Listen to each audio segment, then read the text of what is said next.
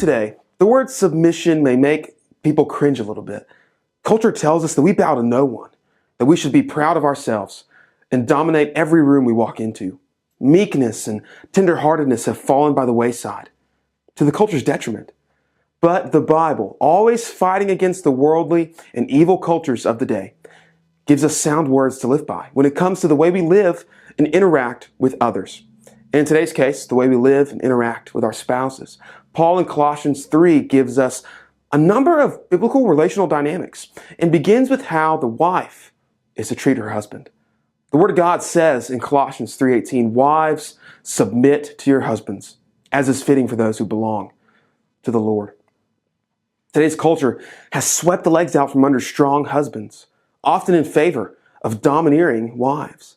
But wives, the Bible calls you to let the husband lead you and your family.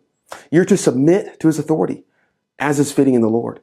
This submission is not an admission of inequality, but it is a sign of trust in the godly man you married.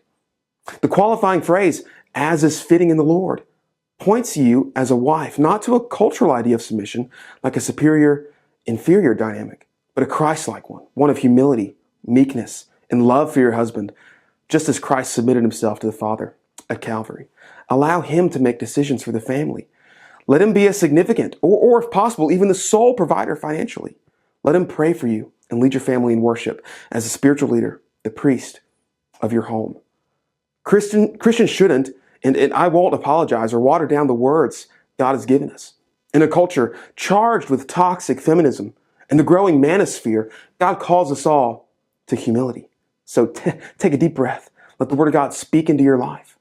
And for today's text, that means wives should submit to their husbands and let them lead, just as the church submits to Christ and lets him lead.